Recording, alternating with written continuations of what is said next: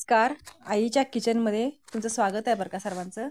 आज मी बटाटे वडा करत आहे। तर त्यासाठी भिजलेला शाबू, शिजवून घेतलेला बटाटा आणि हिरवी मिरची मी चांगली फ्राय करून घेतलेली आहे।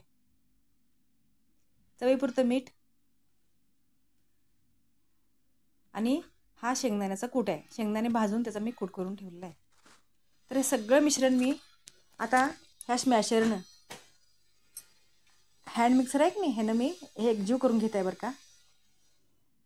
असं सगळं व्यवस्थित बारीक करून घेतलं की वडा चांगला क्रिस्पी आणि अतिशय टेस्टी होते बरं। असं सगळं मिश्रण मी बारीक करून घेते बरं का।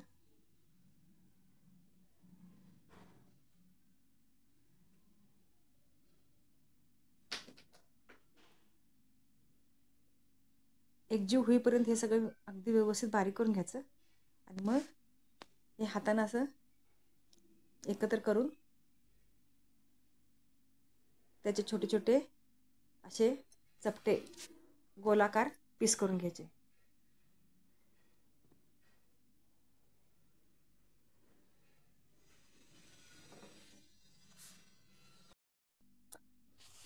ज्यांना शाबूची खिचडी आवडत नाही किंवा फराळाचा इतर पदार्थ आवडत नाहीत त्यांच्यासाठी थोडंसं हे हेवी होतंय, पण चटणीसोबत शेंगदाणे चटणी, खोबरं, ओल्या खोबऱ्याची चटणी ह्यासोबत अतिशय सुंदर लागते बरं हे चवीला।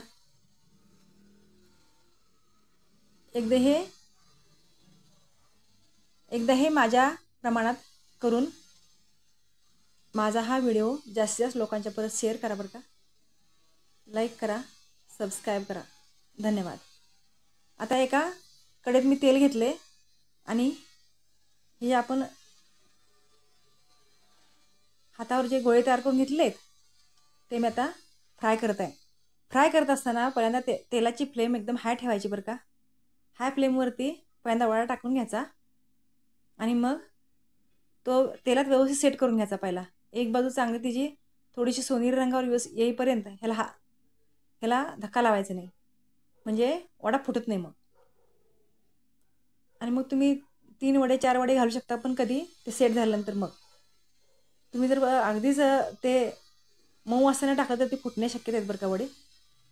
एक वडा टाकायचा, सेट करायचा, मग दुसरा टाकायचा, मग सेट करायचा, मग तिसरा टाकायचा, असं करून मग तुम्ही शेवटी फ्राय झालेले वडे असे साईडला उभे करून जरी ठेवले तरी सुद्धा ते चांगले शेकून येतात बरं का। अतिशय चवीचा असा हा पदार्थ आहे उपवासाचा। एकदा हा पदार्थ माझ्या पद्धतीनं करून माझा हा व्हिडिओ जास्तीत जास्त लोकांपर्यंत शेअर करा, लाईक करा आणि सबस्क्राईब करा। धन्यवाद। वडे छानपैकी तळून घ्यायचे बरं का, आतून कच्चा वेचा राहता कामाचं नाही। ह्या सोडा बिडा काही घालायचं नाही। चटणीसोबत किंवा बिना चटणीचा सुद्धा हा चहा बरोबर सुद्धा हा वडा छानच लागतो बरं का। हे एक पोटभरीचं उपवासाचा पदार्थ आहे आणि एकदम क्रिस्पी होते। हे लहान मुलं, मोठी माणसं सगळ्यांनाच आवडते। माझा हा व्हिडिओ जास्तीत जास्त लोकांपर्यंत शेअर करा बरं का। लाईक करा, सबस्क्राईब करा। धन्यवाद। तर असे हे माझे वडे तयार झालेले साबूचे आणि बटाट्याचे। एकदा नक्कीच ट्राय करा। हे बघा, हे असं त्याचा आवाज येतो बरं का, खरं क्रिस्पी तयार होते बरं का वडा। एकदा हा वडा माझ्या पद्धतीने करून माझ्या चॅनलला लाईक करा, शेअर करा आणि सबस्क्राईब करा।